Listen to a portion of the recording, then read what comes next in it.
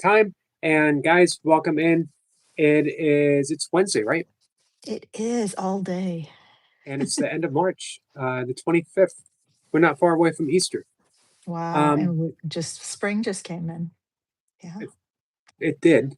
And you know what? I love Easter, and that's a good way to start because um, I like the thought of resurrection, and I like the thought that we are allow ourselves to be resurrected in every moment, and that through the process of forgiveness and letting go of grievances and resentments, that we can allow others to be resurrected at the same Mm, time. well said, well said. Yeah, that's beautiful. Um, which brings us to forgiveness. Always And the forgiveness. I'm amazed when I heard that you were a corporate lawyer, and I thought, so that's it seems to me. I don't have any experiences with it, but it seems to me that it would be a very competitive, a very edgy, a very sometimes um, dog eat dog type of world, looking out for number one. Um, how does forgiveness uh, factor in to that? Well, wow, we jumped right in. It's a We did. very good point. And I'm just going to let it come through. What's really there to say is that's the reason I got out. I believe the practice of law is a very noble profession. We need good lawyers. I was a good lawyer. I just realized other people could do what I did, and I have a different calling. So that led me on a forgiveness journey, truly to forgive myself for what's coming through is seeing myself in one role as a lawyer, as an immigrant. And I really had to go full circle. When I left, I was pretty bitter about the practice of law. And it took me a long, long time to come to terms with the fact that I left voluntarily and I left at the height of my career. I left when people weren't leaving. And all of that, like, what does that have to do with forgiveness? It took a long time to figure out who I was. And I still am, right?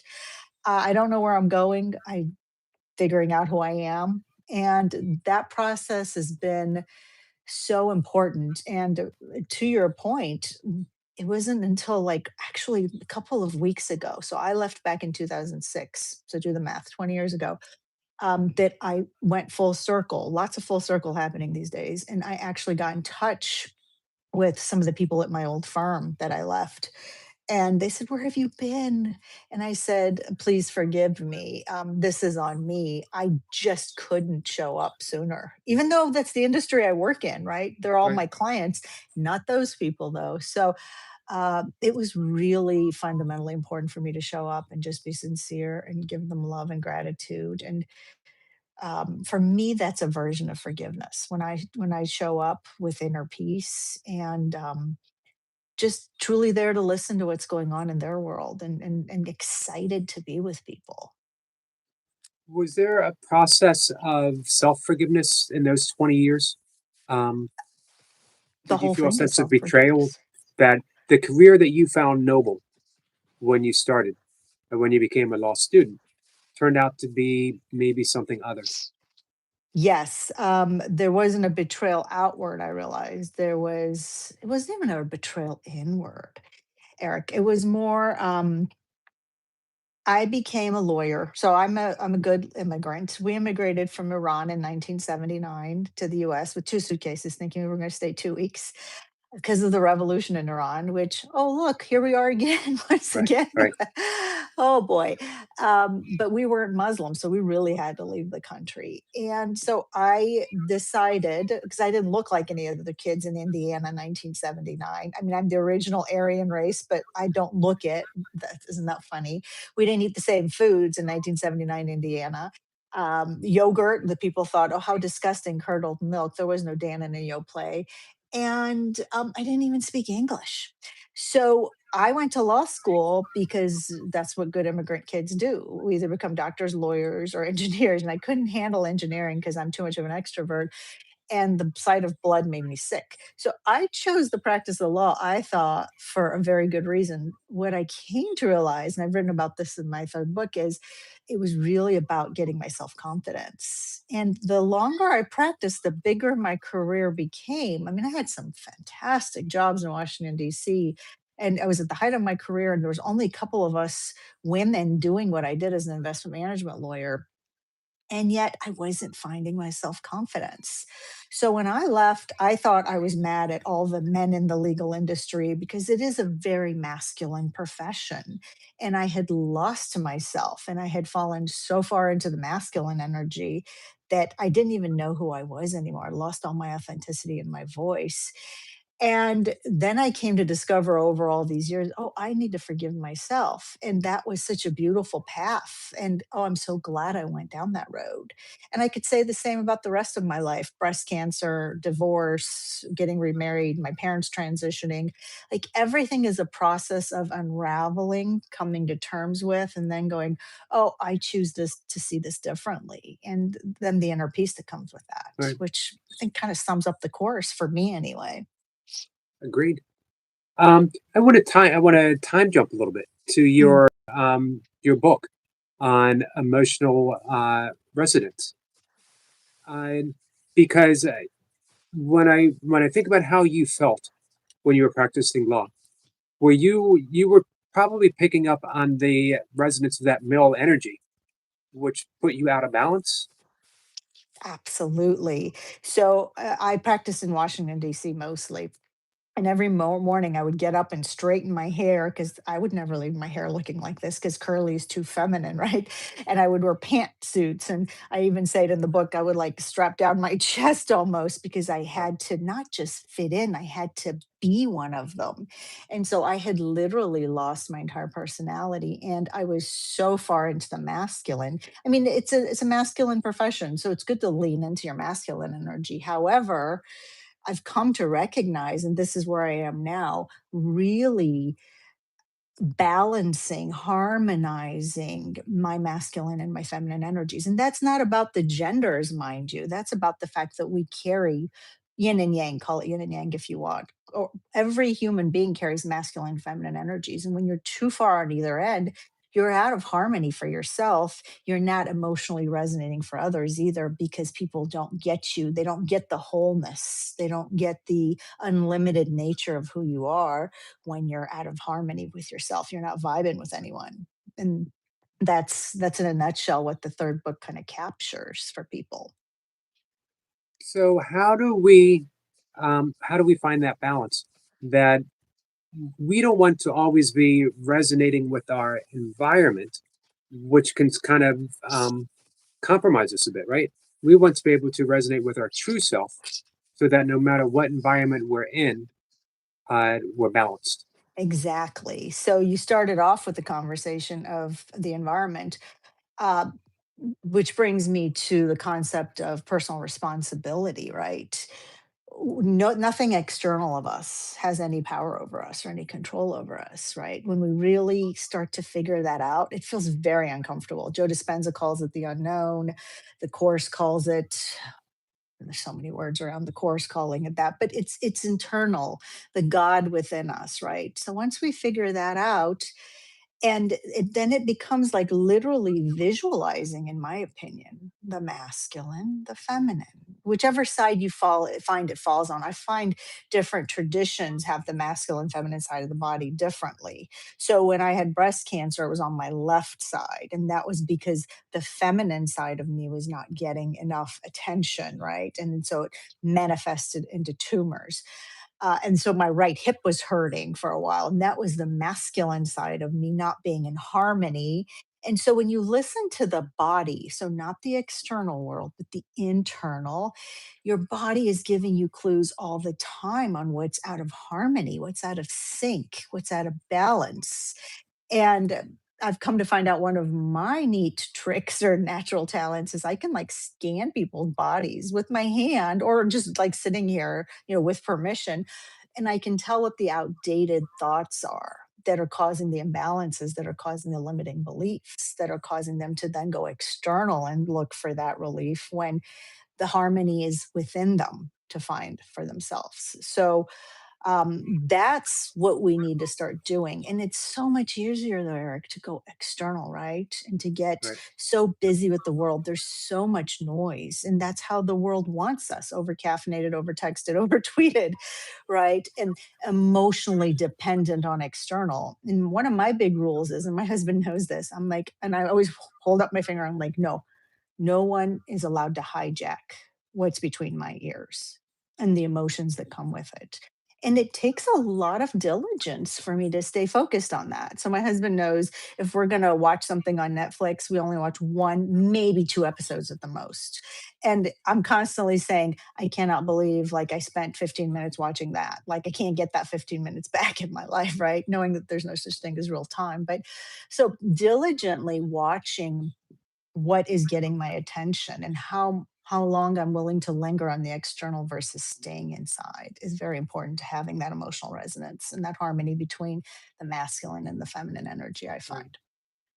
I like that thought of using the body as a bellwether system, uh, checking in. Uh, and, I'm a breathwork coach, meditation Yes. teacher, So you get it. Yeah. and check in with the breath. Notice because the breath is going to tell you what's going on with your thoughts.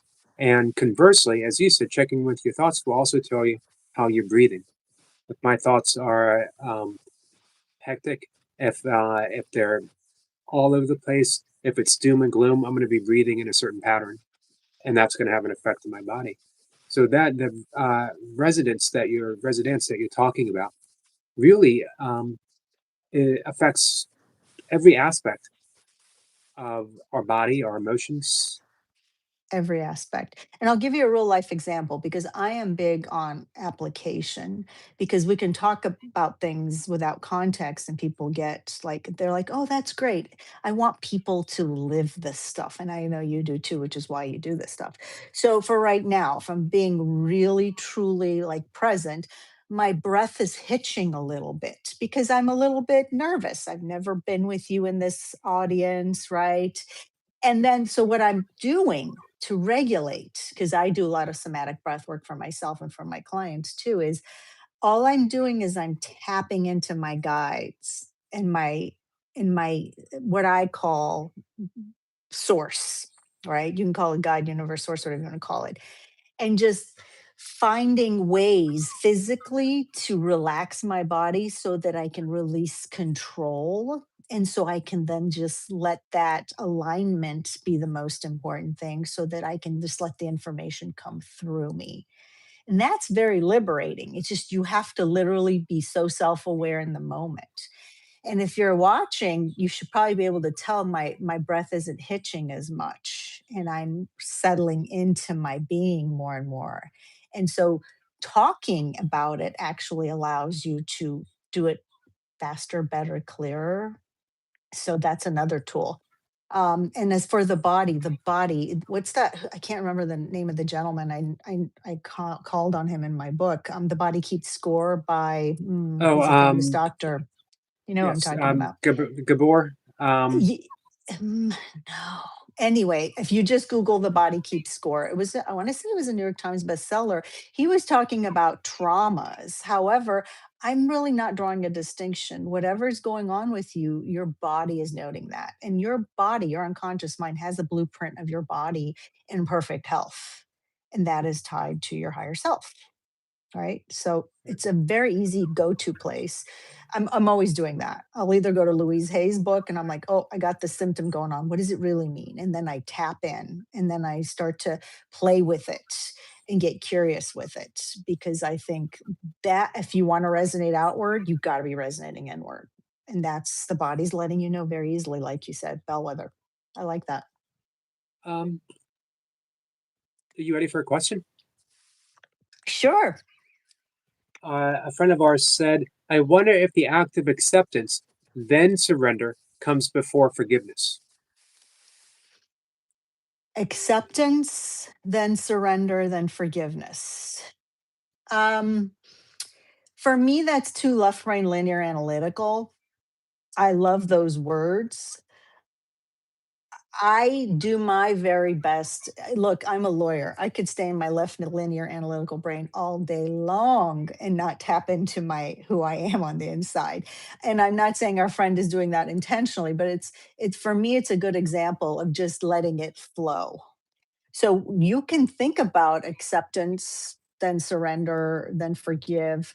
I look at it all as seamless. And how I'll know I'll get to the end is that there's just this inner calm and inner peace. And I can give you an example of how I got to that if it matters, because I think real world examples are important. And it just happened not too long ago. Do you think that would help, Eric? Yep. Okay. So my business coach has been saying to me lately, because I track all this stuff, right? He'll say things like, I didn't say that, you said that, or you did that. Don't put that on me. And I'm like, gosh, is he like saying something about responsibility? And it was starting to really get to me. And so then, being a good course student, I accepted that. And I stepped back in surrender, perhaps we want to call it. And I said, okay, what is this theme of responsibility and why is it showing up there and bothering me? So then I stopped and I thought, oh, two other relationships in my life. This problem of responsibility has been something I've been noticing in them and it's been bothering me. And I thought, oh, yuck, that means this is all my stuff coming up, right? So I accepted it. I just surrendered to it. And then Laura Fenimore from ACIM sent something and it referenced, I have it right here open because I was reviewing it for myself.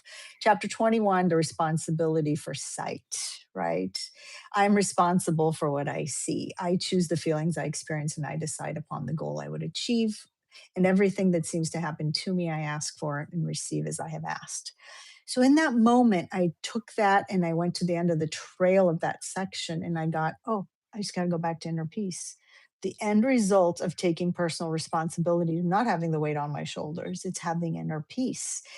And so perhaps that answers the forgiveness part because I said, I'm just going to forgive myself for wherever I wasn't taking responsibility and thinking I had to be the good immigrant that was helping everyone out, acting as a channel for healing, whatever. And in my world during the day, this translates into the business world that I operate in. And I had to let all that go. And for me, that act of acceptance, surrender, and forgiveness, in that order, as your audience member said, was fluid. It was seamless. It all had to happen together. And yet I had to stay engaged with it to get to the end where I was like, okay, so the only responsibility I need is for sight and choosing to see things differently. And really saying, okay, I saw it that way and now I see it this way. And all I want is the result of inner peace. And so I'm good with it. Does that I make love that. sense? I love that, and I love that you call it seamless. One of my favorite words, because we do like to break things down in parts. Um, but forgiveness, when it happens, is never in a part. It always is from where we were to where we are now, from that inner turmoil to the inner peace. Yes, that's a I very good way also to say love that you started that off with, "Oh yuck, this is all my stuff," um, it. because 30 plus years into practicing a course, and I still get that same, "Oh yuck, this is me. This is my responsibility. I brought myself. I chose this." Yeah, it doesn't necessarily get more fun No, or easier. However, I find such value in that because we're all here for the same reasons. We're all curious minds. And, as we raise our vibration, then everyone around us heals too, as I heal myself. And that is my only goal, like raising my vibration and raising my emotional resonance so that my life is more seamless and I show up better in my world and then everybody else does. And so for that, that is so worth the yuck factor in my world. Like going, oh man, how did I do that? And actually, I told my business coach, I said, I'm currently sitting here wallowing, and why did I sabotage whatever? And her only response was, move on. There's no time for self sabotage thoughts. Just you don't need to wallow in it. You've identified it. You've taken care of it. He didn't use the words forgiveness, but that's exactly what he meant. And so right. we just keep moving through it, right? Lesson after lesson. So the yuck factor, as you termed it, and I love that, can actually work in our favor because we're recognizing this is how I feel, and I would rather not feel this way. Mm, yes. What you said, though, there is a big statement, right? Recognizing this is how I feel is the self awareness part because we're so used to feeling bad and we think we're not worthy of feeling good and we're not good enough. And so when you actually transition and say, enough is enough. I don't want to feel like this anymore. Even though it's like the pebble in the shoe, right? Cliches are often said because they're true. And when you wake up to that even a little bit and you say, yuck, but yuck, that it's a lesson I'm learning. Mm. And how can I tweak it just a little bit so I have some more sanity in my life in terms of just waking up a little happier? Here's what I discovered. I hear very clearly my guidance, and it's gotten sharper and sharper over the years. I've really worked on that, though, right? The connection with my guidance, with my divine. And the more I do, I kept hearing, my focal point was letting go of control. And I would always say, how am I supposed to let go of control? And I would always hear, have more fun today. And I would get so frustrated with that, Eric. I was like, what a stupid answer. Have more fun today. Like, I'm a busy person, blah, blah, blah, blah, blah. And now anymore, I really recognize it. Like I woke up this morning, same message, have fun today. Have fun all day today, Katie. What would you be doing if you were having fun all day? Including here. Like I'm having a lot of fun. I don't know if you can tell that, but I am. And so as I have more fun, I let go of more and more control. And that allows me to I can't remember the question you asked, but it's tied in because it's coming through that way. What was the original point that you raised? Remind me so I can tie the ends together. Maybe it Um, doesn't matter even. I don't think it matters. I actually Okay. don't recall, but Okay. I'm enjoying what we're uncovering. Okay, good. So, when I realize that I'm unlimited and I have full control, yet I don't need control and I'm not in control.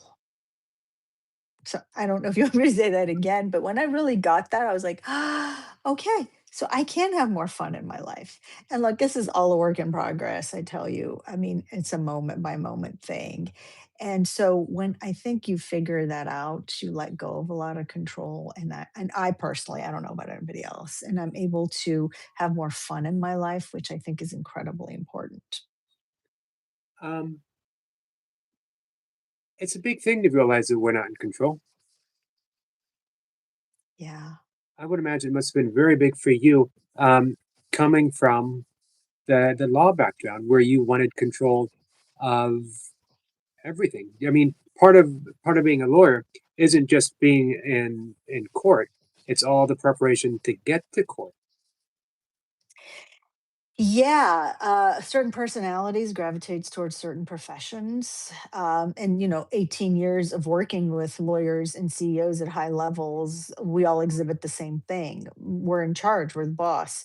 However, there's a distinction between being a great leader and inspiring people and leading from a place of true power and magnetism versus tyranny and ultimate control, which means you really don't have control of anything. You're just operating from that negative emotion of fear. And so, all of us, I shouldn't say all of us, because there's always some qualifier somewhere. A lot of us go to law school because we seek that control, because we seek the validation from the outside. And I was raised by a perfectionistic mother. She's transitioned, and I love her dearly, but it was like this, right? If I wasn't controlling something, it was very scary. And you got to look at your background and experience and your baggage. So I come from war torn Iran, where, I mean, at the beginning of the book, that's why the third book was so hard for me to write. We literally fled the country and went to the airport. They were burning down buildings. I just vividly remember that. And I didn't know what was going to happen to me at 6 years old. I mean, my parents were stable, but nothing else felt stable. So, that in and of itself, how are you supposed to grow up and not feel like I guess I'm in control of this because no one Right. else out there seems to want to help out, right? And it's actually not true. Yet I was living the rest of my life and trying to be in control. And I find most of us lawyers are. And the more we do that, the more we dig ourselves, the wheels get dug into the mud more and more. And it becomes very disenfranchising. It becomes kind of sad, and we just lose touch with who we are. And that's why the emotions are so important, because if you can't feel yourself, somatic work, dancing, just moving in your body, just being aware of who you are, it's very hard to find gratification in anything you do and in any relationship you have. Um, I found myself with the thought of epigenetics when you were talking. Mm, That because you're carrying around a lot of the um, that emotional pain from being from a war-torn country. yes. Um, and then, of course, we don't realize we're also carrying around that emotional pain that our parents were through, that our grandparents were put through. There's been Hmm. studies Hmm. of people descended from those in the Great Potato Famine, and I believe that was in the 1840s and 50s in Ireland. Ireland. And those families still have greater risk of diabetes, alcoholism, and other negative traits because of those strong emotions that generations ago. So really shows how important it is to look within now and start doing that inner healing work that you've been talking about this entire time. Yes, and yet it's so much easier said than done, because one, we find all sorts of reasons not to make time for ourselves because the rest of the world isn't really modeling that. That's why I appreciate you doing these programs, and that's why I also show up to do the same. And also, we don't make time, and it's challenging to go inside. I clear this stuff all the time for myself, and to your point, the lineage really does carry the weight of it. So I do a process. I'm a master practitioner of neurolinguistics programming. So I do a process called a breakthrough session. It's 8 hour concentration. My executives love this because in 8 hours, they're like, we can get rid of all this baggage. I'm like, yes, you can.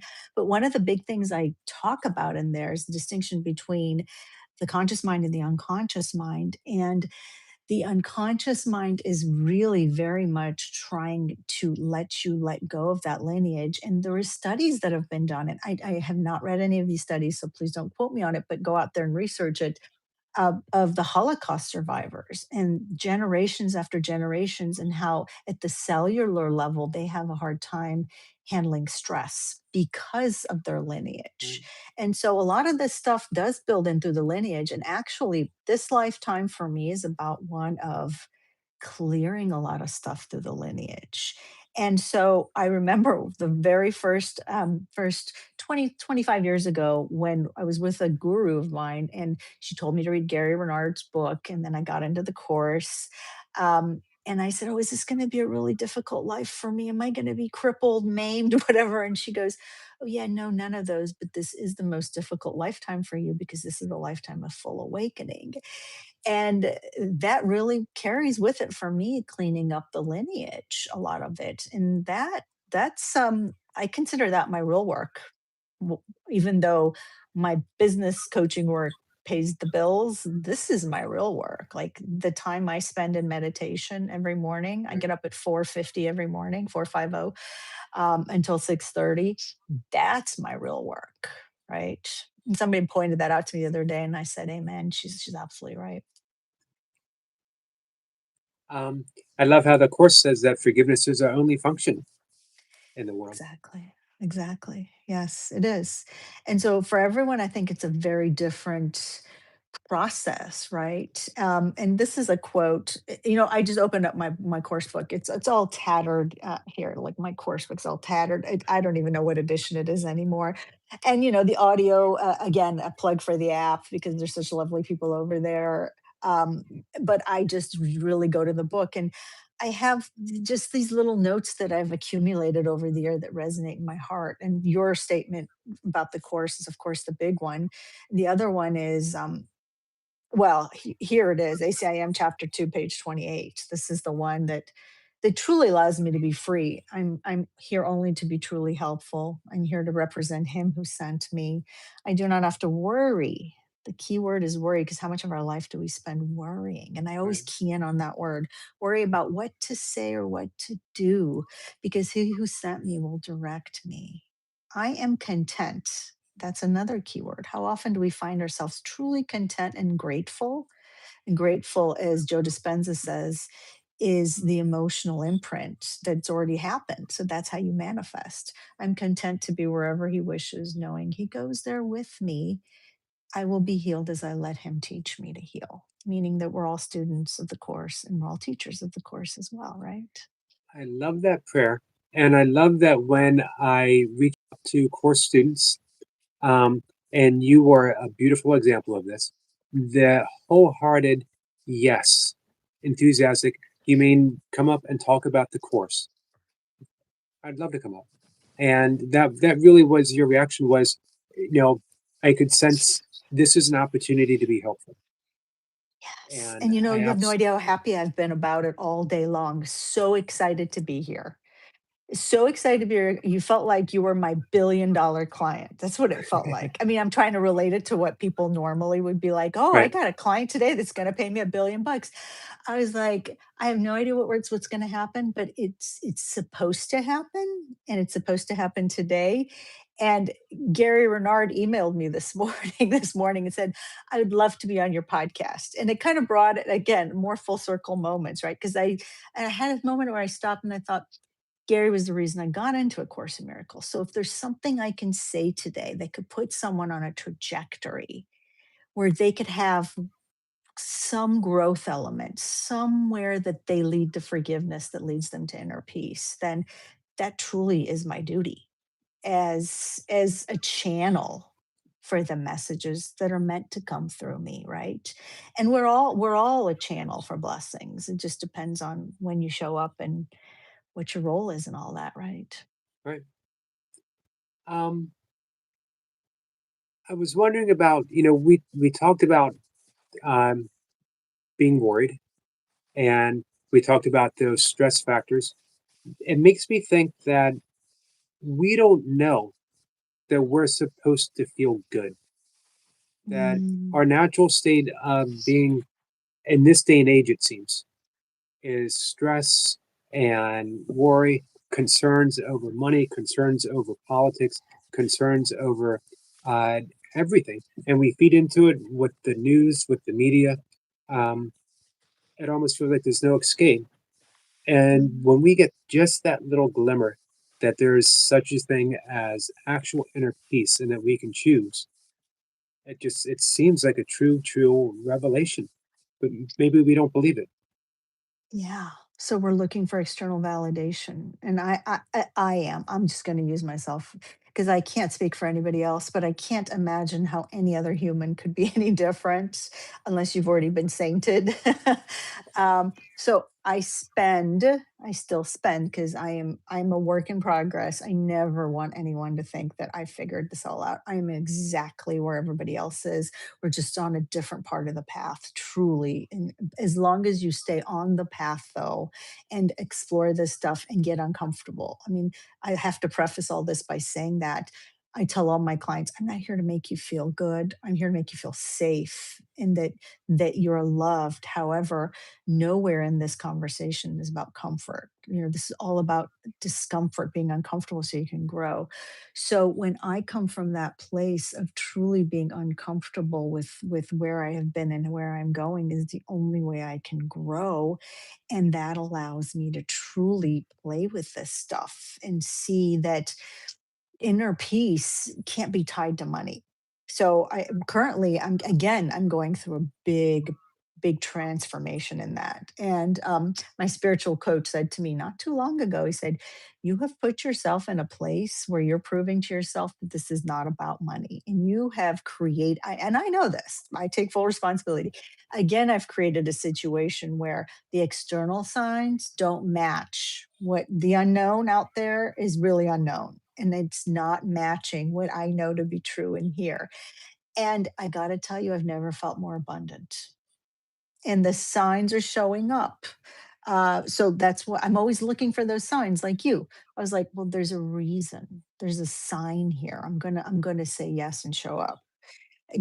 Gary's email this morning tied to this today. I was like, okay, well, there's a synchronicity there, and I'm gonna follow Right. that and I'm gonna listen to it, even though I don't know what the result of that is. And most of us tie everything to money, monetary, because it's easy. It's something that is as easy to look at as this pen. Oh, it's blue. Is it really? Could it not be a pen, perhaps, if we change our perception of it? And so playing around with that stuff feels very disconcerting at a certain level because we're all taught to follow the rules. There's 24 hours in a day, there's night. Don't be too big. Don't be too big for your britches. Don't think you're unlimited. Play small, play quiet, follow organized education, religion, organized everything. I am not saying to be an anarchist and to really throw the baby out with bathwater, whatever you think that means, but live for yourself and live in the moment and question why you're following a certain path that may not resonate with you. And that's uncomfortable, right? And that makes you Yes. question whether money is the answer. I have several clients that are billionaires and they are like, they're not happy people necessarily. And one of them is just questioning like his legacy. And I feel for people like that because that's not an easy place to be there. So then I don't tell that to you to make you think, oh, don't strive to be a billionaire. By all means, whatever, resonates with you. However, money doesn't always bring the answers either. It's just very black and white, right? Like Right. here's a result called numbers. Look at all the celebrities who seem to have it all, Yeah. only to um, fall very hard in various ways Mm, to addiction, mm, taking their own lives. John Belushi is an example. He yeah. achieved his dream, but it didn't bring him the happiness and the peace that he thought it would be, and he looked for it in other outer sources instead of turning within. Robin Williams is another one, right? Robin Williams, right? Yeah, and then Matthew Perry didn't take his own life directly. I mean, I don't know what the details Right. were, but yes, yes, to that point. So I've made it my goal to do this foundational work as best as I can and then allow the abundance, the bounty to come in any form that it's going to. I love that you said that. Um, you're bringing up something that I'd love to talk about, and it's also a sore point for me, and Mhm. that is the development of trust in the manual for teachers. Um, Mm, and I love talking about it because I feel like I'm on that precipice of a great trust.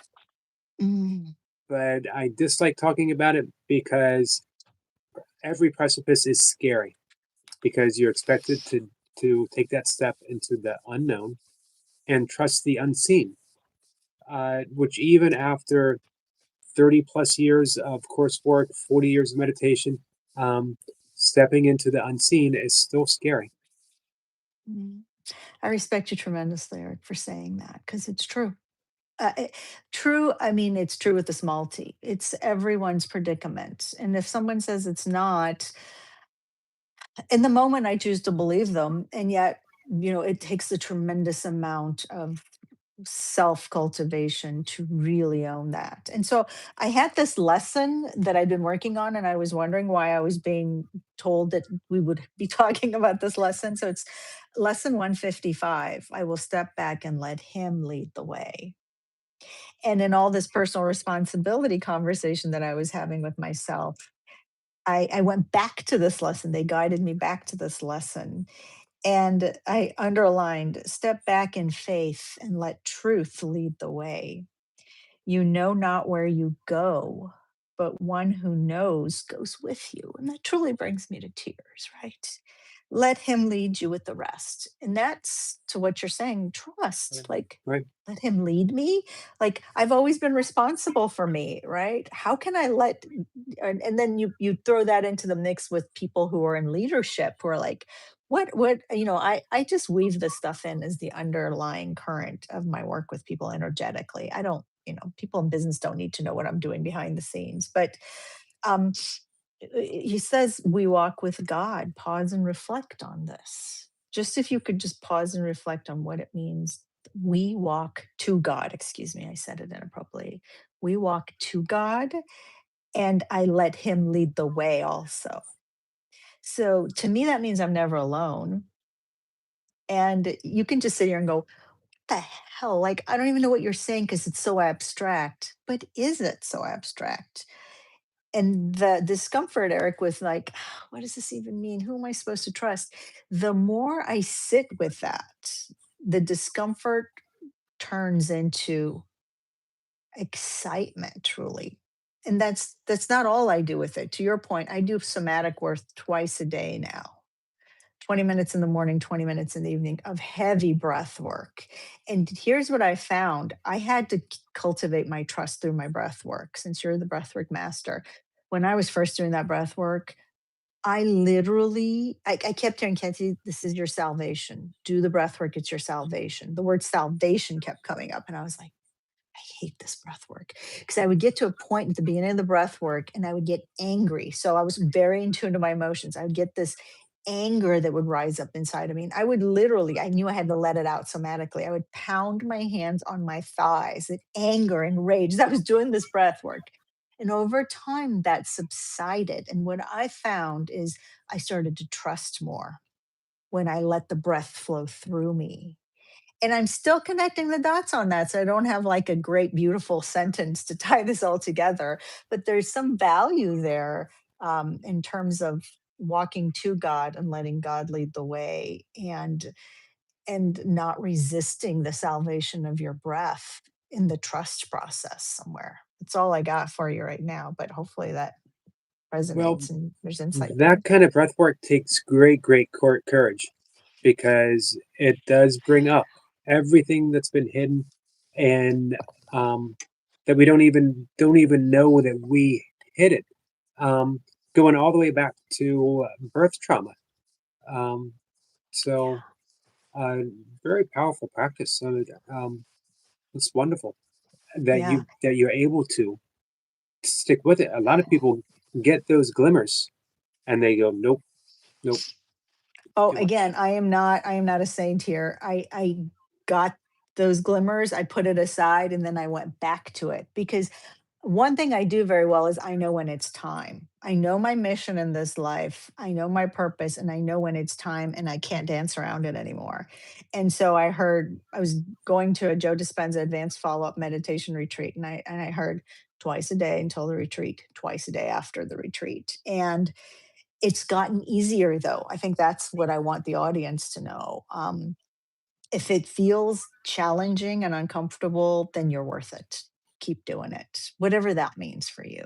Right. Just keep doing it. Keep showing up for yourself because there's no one else out there but you and you. And as you elevate, as David Guillaume says, and I love David Guillaume. If you've never heard David Guillaume, check out David Guillaume. As you elevate and increase your vibe, then everyone around you heals. And isn't that a fantastic thing? It is. It is. And I love the thought. Some people have a hard time with the self healing, and if you can flip that around and say, you know what, if you start self healing, you're literally healing others. You're literally healing the world. So if you can't do it for yourself, how about doing it for your wife, for your kids, for your neighbor, for your countrymen, for the world? Mm. Um, That's beautiful. The only thing I say to that is over 18 years of working with these really powerful people in the world, we got to make sure that we're not skipping out of responsibility of doing it for ourselves and putting everyone else before us, or saying, well, I don't really need it, but I'm trying to fix. In the corporate world, it's like, I can't handle that other VP, or I can't handle my CEO. Well, don't fix them. They're a reflection of you. Now, I don't literally say that in the corporate world, but I say, if you're seeing them that way, there's another way of, if I could just adjust your viewpoint and have you have another 10-degree shift in how you view them, then you may not need to think you need to fix them. I mean, Right. sincerely, in my personal life, I used to go to therapy and I would say, I need to fix my husband. And my therapist would say, no, fix yourself. And I would get so angry, right? Because it's so easy to, like, it's their problem, their fault, responsibilities out there. Get your shit together, pardon my language, so that my life could be easier and I don't have to live with a terrible blah, blah. And then I started to really reckon with that. I was like, oh, wow, this is on me and this is about me and this is for me. And yet it's unity. It's for the collective, right? Uh, I look at it that way, and it helps me tremendously to work through it that way. And the course beautifully states that do not seek to change the world, seek to change your thoughts, Your thoughts. how you Mm, see the world. Um, and that really does puts the onus exactly where it belongs on the world that we've created.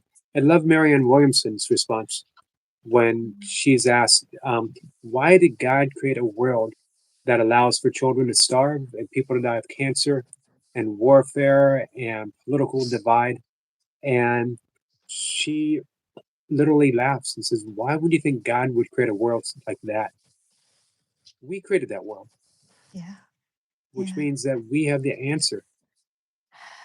Indeed, indeed. I love everything about Marianne. Um, her first book is will always be my favorite book, A Return to Love, and that goes back to chapter 21, responsibility for sight. I'm responsible for what I see. And you said cancer. I contracted breast cancer. I called in breast cancer. I really believe that. And I don't go telling people that have cancer, well, you called this in. Congratulations. What are you trying to learn?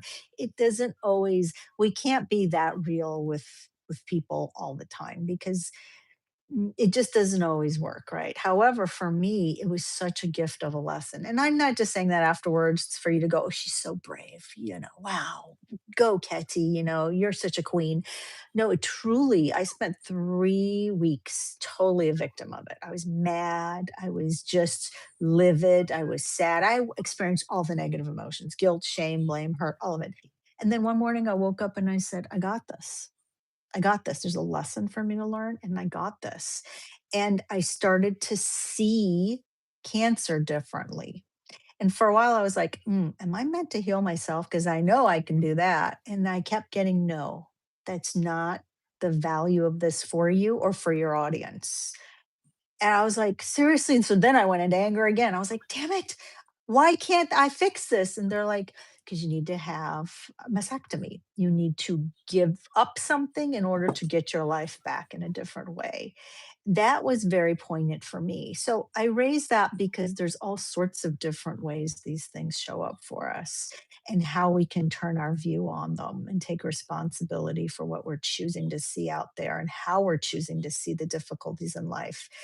And sometimes when I tell the cancer story from the stage, people are like, well, then my stuff is stupid, right? And I'm like, no, no one's stuff is stupid, truly, honestly. I just use cancer because, like, people are always so afraid of the C word, right? Right.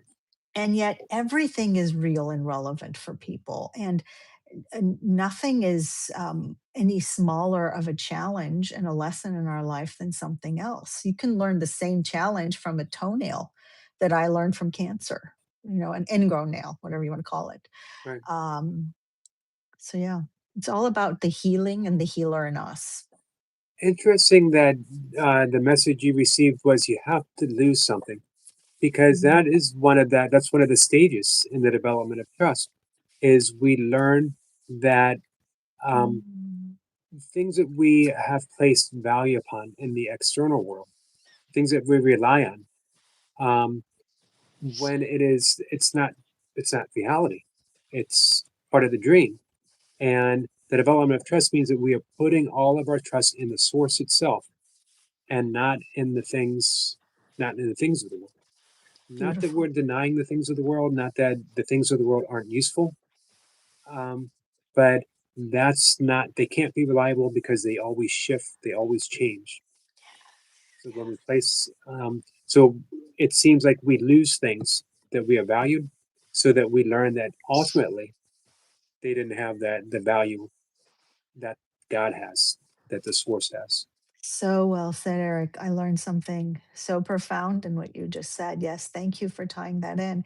Because on this path of letting go of control, if any of you are Kabbalah students, the tikkun, the life correction you come here to make from me, it's letting go of control. So I remember it was 2/22/22, February 22nd of 2022, the day of my mastectomy. My husband drops me off at the surgery center. It was dark out. It was like they hadn't even opened the doors yet, and he couldn't stay because COVID was still a thing. And I remember sitting there in the lobby, Eric. It was just me and my phone and my family on the chat, but I wasn't even chatting with them. And I had this moment where I just said, I let go and I let God. And to me, that was truly capitalizing, capturing what you just said, that a body part is not what a body part is. It's the lesson underneath it and who I am as a soul and that soul's journey. And that is nothing I can dictate. And so when I got on that, it's a weird thing here in San Diego. When you go to the surgery center, from the prep room to the actual surgery room, they make you walk. They don't put you on a gurney. So I remember like just walking with the nurse going, this is so weird. And I walk and then they have you get up on the table by on your own, right? And it's a steel table, right? You're knocked out. I mean, I haven't had that many surgeries, knock on wood, but I remember stepping up on that steel table and the room was huge and all these nurses and doctors and the anesthesiologists and it was a multiple step procedure. And I just remember again saying, I let go and let God. Because in that moment, I realized I don't have control of anything except my connection to what's fundamental in my life, what's real in my life. And that is what's unshakable inside and the love that's there for me, whether I have my old breast, a new breast, cancer, not cancer, or money, no money. Like that is so freeing because that brings safety and stability, at least in my life, in a way that is so profound. It brings me to tears even today. And that's truly what I want for everyone, not to have to go through those things, but Right. to get to a part where you can look at anything in your day as, oh, I went to go to the grocery store and they were out of whatever. Okay, well, is that the source of where you're going to draw your inspiration in the moment to be angry or not? And because I've done that many times, mind you. Or is it like it's just a thing and go back to your roots, go back to your internal. And that's where everything lies. That gives you power and gives you safety and wholeness. Um, Glad you said that. I'm glad you said all of that because I most definitely needed to hear it. My place with the trust, with the development of trust. I had a conversation with David Hoffmeister a couple weeks ago on something that I wrote, and um, I have perfect trust. Unfortunately, I put a great deal of my trust in my ego, in the stuff with the ego, and it's so weird that I have so much faith, so much trust, and being able to grab something and make it work. And yet I have to develop trust in the unseen.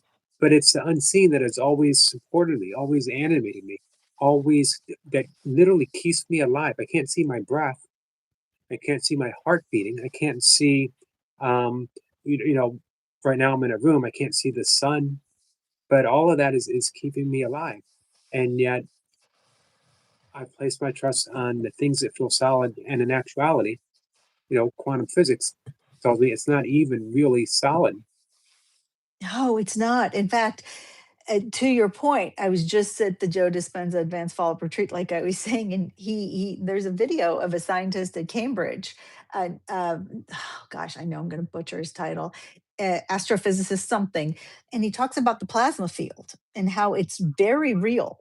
And it's an invisible field of plasma, right? The electric body is what Joe calls it, body electric. And that is very real. We just can't see it. But physics, quantum physics, can substantiate that.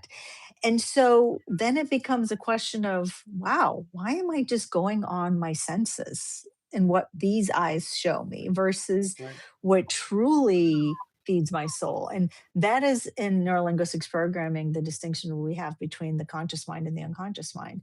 The unconscious mind is responsible for who's breathing for you, lymphatic system, your elimination and digestive system, blinking, breathing. All of that is part of your unconscious mind, which is tied to your holy self, right? The bigger picture, the field element, right? There's a bigger picture at play here if we could just stop looking at the day to day. Even in little snippets, you don't need to make this a big deal, in my opinion, because when we try to make it a big deal and like woo blow my mind, then we're going to avoid it because it's much too big, right? It's Right. overwhelming. Don't make this overwhelming, just little by little. What are those things that feel good to you that you can't necessarily quantify? It always goes back to the conversation about God, right? Well, you can't see God either. How do you know God's there, right? So, True. Um, you're saying so much that I need to hear. As a matter of fact, someone else in the conversation says, "Thank you. I feel your light and energy." So mm, very much appreciate that. Um, because thank you. as I mentioned, I find myself on that precipice, and it's tied in with my channel. I was asked to display trust here. Um, being next month, I'll be actually about 2 weeks, 3 weeks. I'll be 61, a year away from Social Security. Congratulations. Um, and I have um, this is where I've staked my place to earn an income. Uh, YouTube, a cell phone, and a somewhat spotty internet connection, um, and a great love for talking to people like you. Mm, And mm, everything, the voice of my, I love both my parents. I was end of life caregivers for both of them, mm, and um, but they both were raised in the Depression. So mm, I have that voice in my head telling me, "Be safe. You know, find some other way." mm, And of mm, course, right now there is no other way. I don't have a car. I lost my home business during COVID because I had to care for my father. Let me take that back. I didn't have to care for my father. chose to. I Yeah. chose to care for my father. Yeah. Um, and the times that I stepped up to be a caregiver, the greatest moments of my life. Three Mm, times I was called up to be a caregiver where I had to put everything else on hold. And three times I found myself saying yes, even though I was so afraid. Uh, End of life caregiving with my dad, I felt totally unprepared. And when I asked my dad, um, why me? I'm the youngest. I'm not supposed to do this. And he said, because you can do it. mm. And I did it. And now I find I wouldn't be doing this. I wouldn't be having this great conversation with you if I wasn't supposed to be having this great conversation with you. Yeah, we all have a purpose. I truly believe that. And I do my very best not to make it a really big deal what our purpose is. And I can tell for you being I believe I believe in past lives, concurrent lives. I don't know how you all look at time, but as the course says, there is no time. It's all happening at the same time. So in one of my concurrent lives, I've had a past life regression. I was a death doula of sorts, you can call it that. And I think in one lifetime I was a birth doula, in one lifetime I was a death doula. And I think the transition doula, the death doula, is probably one of the most beautiful things because if you truly get that, I was reading this in the course today, there is no, it's infinite. There is no end. So and I know you like to pull in the course, and I believe it should be focused on the course, these conversations. So I don't know, I'll find it somewhere as you're talking, maybe if it's meant to be said. But if you truly believe there is no end, then how could that not be like just so interesting to watch happen, right? The Right. transition. um God wills to create, and your will is his. And that is from chapter 11, The Gifts of Fatherhood, God or the Ego. Beautiful.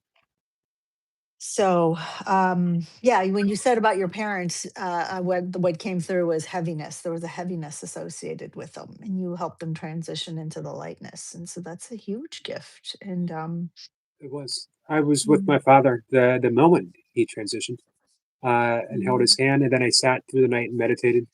Um, mm, and what a gift my father gave me, mm, uh, mm. through everything, through the life. But those last moments, um, hard to be truly, truly afraid of death again when you've held someone's hand in the very last moment. What a beautiful thing for you to not be afraid of. I just call it transitioning. I don't call it death anymore, Right. because truly you transition from the physical to the non-physical because we're eternal. And so when my father passed away in 2009, I was horrified. I was like, what happened to him?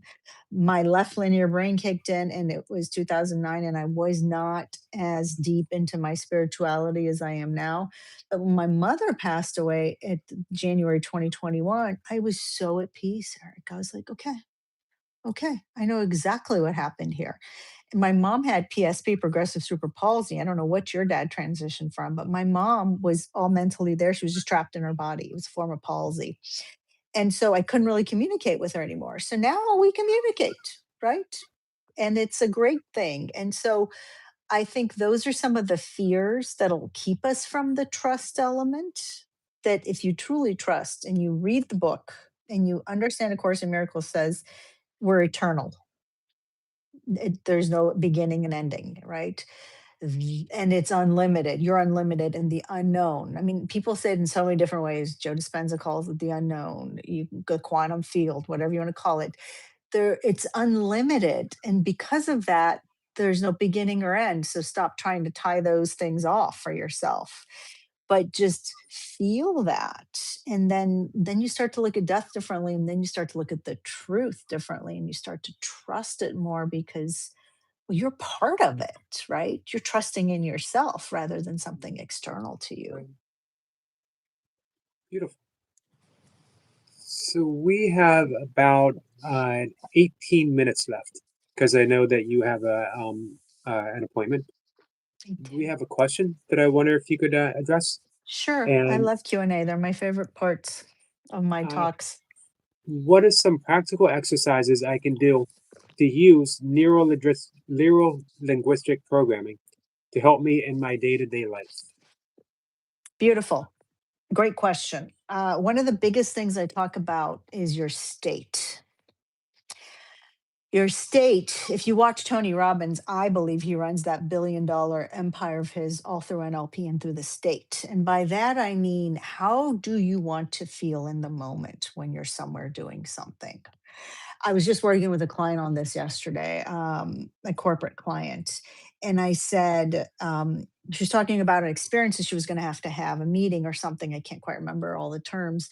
And I said, okay, pull up a vision, close your eyes, and remember a time when you were X, Y, and Z. So for you, whoever the audience member here is, remember a time when you felt really good about something in your life, when you felt confident, when you'd accomplished something, when you had peace around something, where life was fun for you. Bring that up. Now, if we were going to get really detailed, and this is not an NLP, but this is just how the body functions, the chakra centers. You move it up through the chakra centers, just like you feel it from your root chakra. Joe Dispenza calls it your energy centers. For those of you who want to know those distinctions between the people that show up in the world teaching this stuff, and you move it up through your chakra, like, oh my gosh, okay, I'm gonna close my eyes. I'm gonna remember that time it was at the beach. I don't know, I'm making stuff up. And I'm just gonna feel that. And I'm gonna just like breathe into it and pull it up through my chakras or just through my body. I'm gonna feel that from the bottom of my sacrum all the way to the tip of my head. And now, as NLP says, Dr. Matt at NLP, there's a plug for him, lock it in. Like, you know, the sound Tupperware makes when you zip, zip, zip, zip, lock in Tupperware, Right. keeping your eyes closed, feeling that state that you were in. Lock it in with that noise, right? Because you need an auditory cue or a visual cue, depending on what kind of learner you are. Are you kinesthetic, olfactory, gustatory, physical? What kind of learner are you?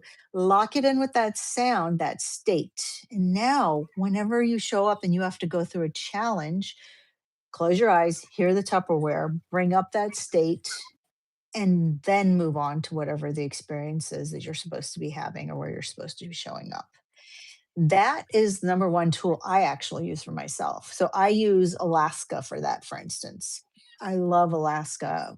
Alaska for me allows me to be present the entire time I'm there, which to me is such a gift and such a miracle.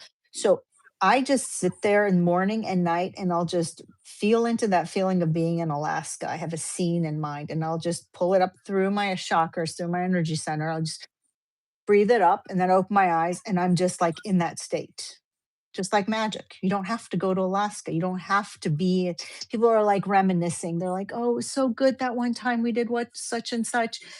Recreating memories that heal are about the nostalgia and about the preciousness of those memories and that state that it created. So create that for yourself. That's totally empowering. You don't have to wait until I go back to Alaska or something good happens for you. So that's tool number one. And the second tool is the body, back to the body, what we started this with. The body knows. So anytime you're not optimal, the body is telling you what's going on, whether it's as big as cancer, but let's not wait until it gets there. Please don't. Like for a while, I had this twitch in my right eye. I was like, oh, what's that trying to tell me? Start getting curious about what your body's trying to tell you about the state of your emotional resonance, your mindset, and how you're flowing in the world, or if you're blocking things, blocking the flow of your in your life. Because, like I said, I can run my hands over your body and tell you where the imbalance is based on the limiting beliefs that are forming the patterns of your thoughts over and over again that you're churning over. I'm not going to be there to do that for you. So start becoming the master of your own power and do that for yourself. Go through your body, feel it. Where do you feel something? The heaviness. These are things that you've heard before, folks. I know, I'm sure, Eric, in your somatic work, you teach this, right? Where's the heaviness? Where's the tension? Feel it in your body. Talk to it, right? Just like you would talk to a friend. In Kabbalah, David Gim always says, talk to the creator. They call it creator, like he's your friend.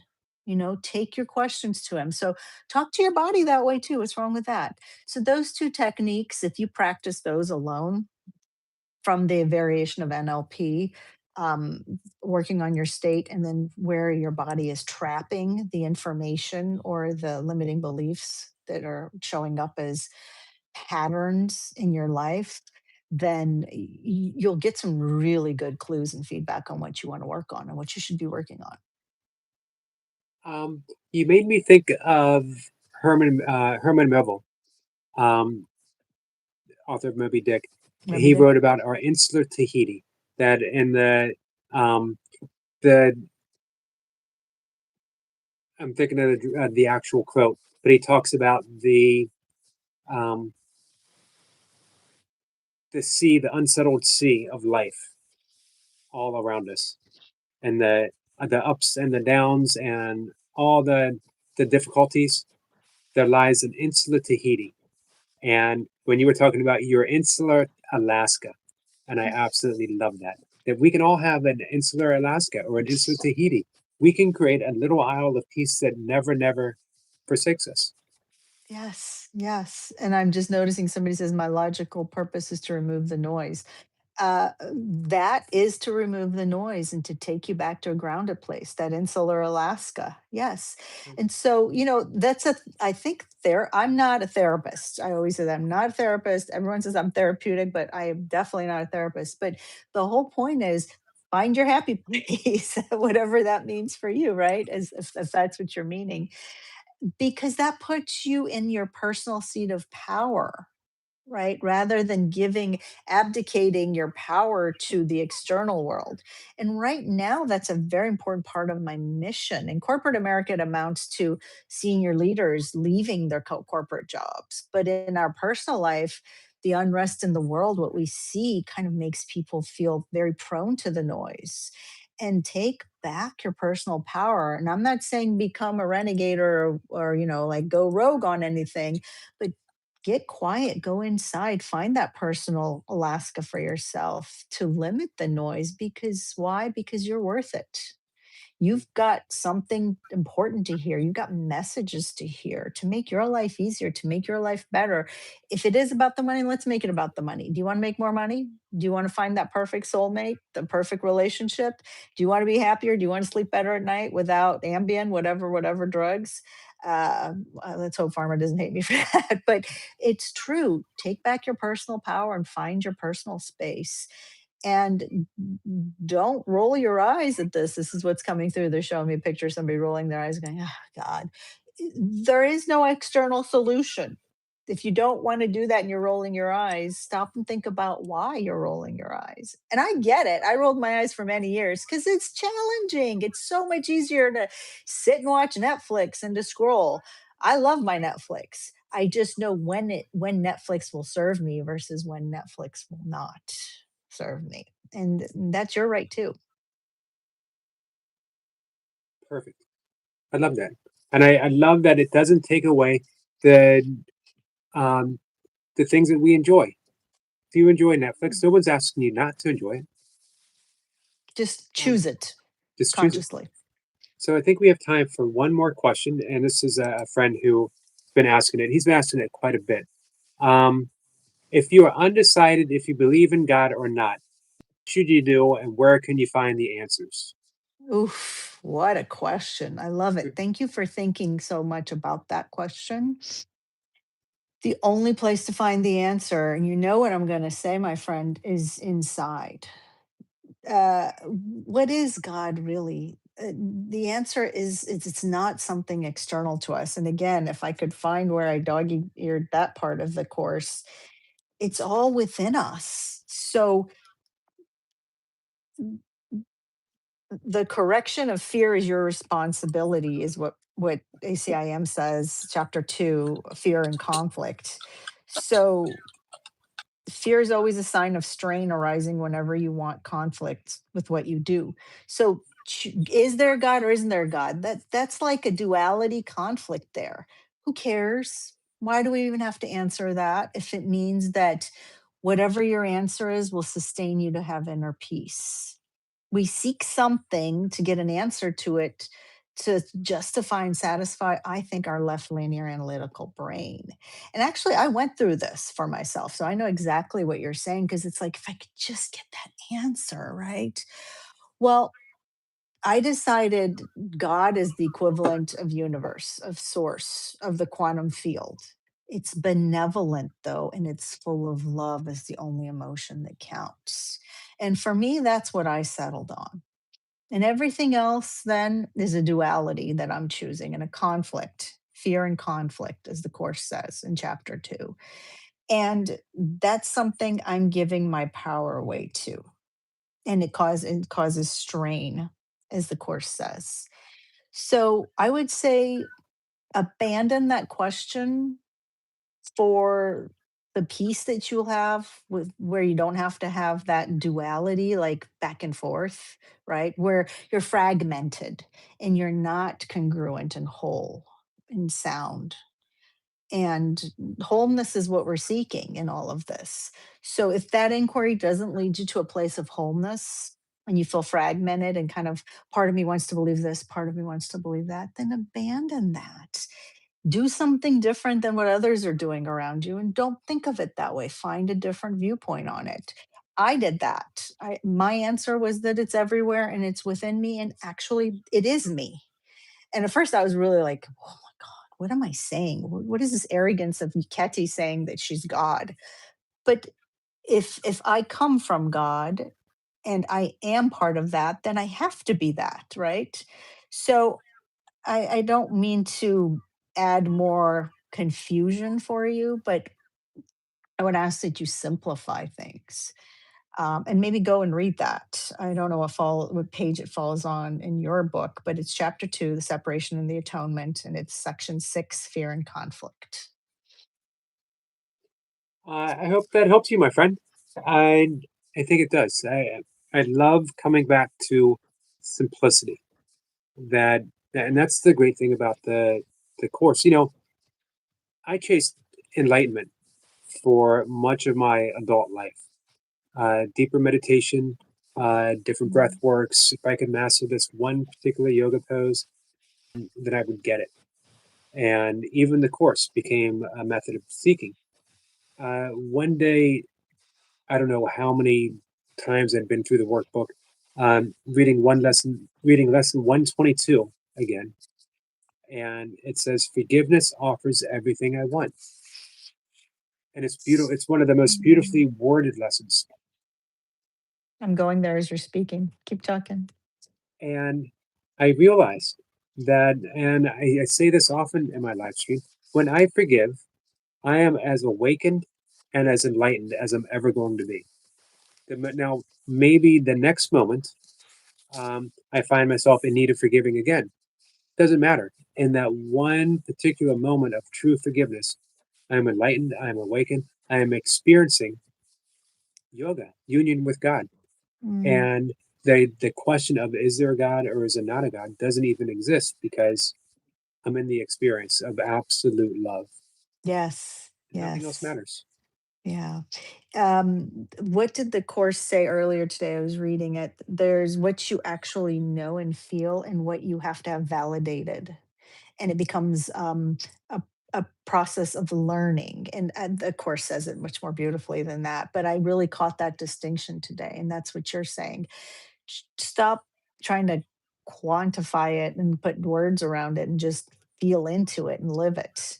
And that's very unnatural. Although that's our natural state, and you just displayed it beautifully, I found it's not what the external world wants of us. It wants trust but validate, right? That's how what I Right. used to live Right. by, right? Oh, I trust, but let me double check that because I'm a lawyer, right? And I don't want to get in trouble for that. Or I must validate in order to earn my keep as a good lawyer that can prove herself, right? But you got no one to prove it to but yourself. So beautiful. Good questions. Um, so, uh, Kate, we're going to wrap things up because I know you have someplace that you need to be.